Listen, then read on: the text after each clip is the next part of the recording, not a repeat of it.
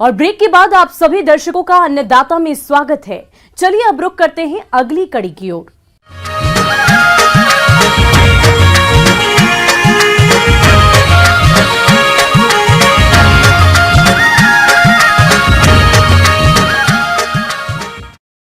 Soybean की खेती अपने राज्य के दक्षिणी पूर्वी भाग में बड़े पैमाने पर की जाती है और तेल की बढ़ती कीमतों को देखते हुए जिन किसानों ने सोयाबीन की फसल लगा रखी है, उनको फसल से अधिक उत्पादन लेने के लिए कुछ जरूरी कार्यों को करना आवश्यक है।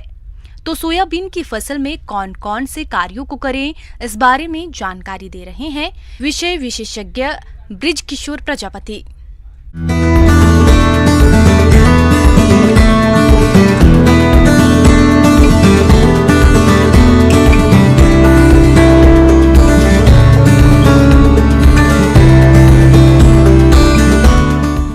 और जैसा कि हमें किसानों के द्वारा जो है सूचना मिल रही कि उनकी फसलों में मुख्य रूप से सोयाबीन की फसल में जो है कीट की बहुत ज़्यादा समस्या है।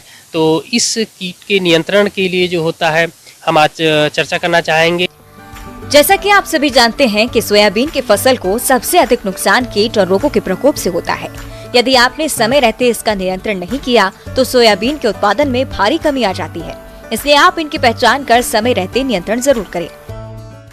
तो सोयाबीन में हमारे क्षेत्र में मुख्य रूप से जो लगने वाले कीट हैं, जो पत्ती को खुरच कर खाते हैं, और दूसरे जो होते हैं अभी फली की अवस्था में सोयाबीन आ रखा है, तो सोयाबीन की जो फली होती है उसमें जो होते हैं लार्वा जो होते हैं इल्लियों के, वह जो होते हैं छिद्र बनाकर जो होते हैं दाने को खाते रहते हैं, जिसके कारण जो है गुणवत्ता जो है कम होती है और उत्पादकता भी निश्चित रूप से कम होती है। तो इसमें मुख्य रूप से जो लगने वाले कीट हैं सेमी लूपर है, उसके अलावा जो है तम्बाकू कैटल बीरल जो है, पॉट बोरर जो है, सबसे ज़्यादा समस्या है हमारे क्षेत्र में। तो यह कीट के नियंत्रण के लिए किसान भाइयों, सर्वप्रथम तो मैं आपको जो है जैविक विधि जो होते हैं उसके द्वारा किस प्रकार से नियंत्रण कर सकते हैं। आज समय जो है प्राकृतिक खेती का है तो उस पर हम चर्चा करना चाहेंगे। तो किसान भाइयों, आप जो है प्राकृतिक खेती या ऑर्गेनिक खेती के अंतर्गत अगर सोयाबीन की खेती कर रहे हैं तो निश्चित रूप से लागत को खत्म करने के लिए या कम करने के लिए जो है निमास्त्र नामक जो है कीटनाशक आप इसको बनाकर जो है आप इन कीटों का आप नियंत्रण कर सकते हैं।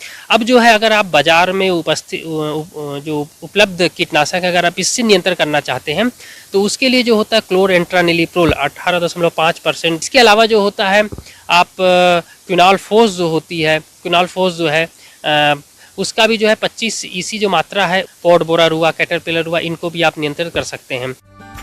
सोयाबीन में गेरुआ रोग ये एक फफूंद जनित रोग है जिसका प्रकोप फूल बनने की अवस्था में ही देखा गया है। रोग के कारण पौधों पर छोटे छोटे सुई के नोक के आकार के मटमैले भूरे और लाल भूरे सतह पर उभरे हुए धब्बे दिखते हैं। इन धब्बों के आसपास का हिस्सा पीला होता है। धब्बे पहले पत्तियों के निचली सतह पर आते हैं, बाद में ये धब्बे गहरे भूरे काले रंग के हो जाते हैं। वो धीरे धीरे पूर्ण पत्ती पीली पड़कर सूख जाती है। ग्रसित पत्तियों को उंगली से थपथपाने पर भूरे रंग का पाउडर जैसा निकलता है। इस रोग की रोकथाम के लिए रोगरोधी किस्मों का चयन करें, उचित फसल चक्र अपनाएं। इसके अलावा रोग के रासायनिक नियंत्रण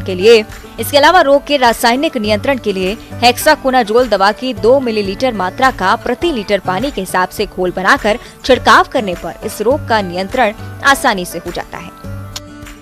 अब जो मुख्य रूप से किसानों के द्वारा दूसरी समस्या देखने को मिल रही है वह पत्तियों का पीलापन होना या पुष्प, कुछ किसानों के जो पुष्प लगे हुए हैं उसमें जो होता है रस शोषक कीट जो होते हैं वो लगे हुए हैं। तो उस अवस्था में क्या होता है, पुष्प बहुत ज़्यादा झड़ते हैं और पॉड फॉर्मेशन नहीं हो पाता है, पौधे में बढ़वार भी कम हो जाती है, पत्तियाँ पीली हो रही हैं, तो जिसको येलो मोज़ेइक वायरस भी बोला जाता है। और कई बार किसान भाइयों आपके खेतों में अगर पीली पत्तियाँ अगर दिखाई देती हैं तो निश्चित रूप से येलो मोज़ेइक वायरस के लक्षण होते हैं पौधे में। तो उसको आप उखाड़ कर जो है अगर जला सकते तो जला दें या उसको गड्ढे खोद कर उसमें गड़ा दें। और खेत का निश्चित रूप से जो है मेड़ है जो है उसको आप जो खरपतवार है उसको आप उखाड़ कर फेंक दें या हंसी से काट कर निश्चित रूप से आप साफ सफाई रखें, जिससे जो है कीट के जो है जीवन चक्र वो पूर्ण रूप से कंप्लीट नहीं हो पाता है।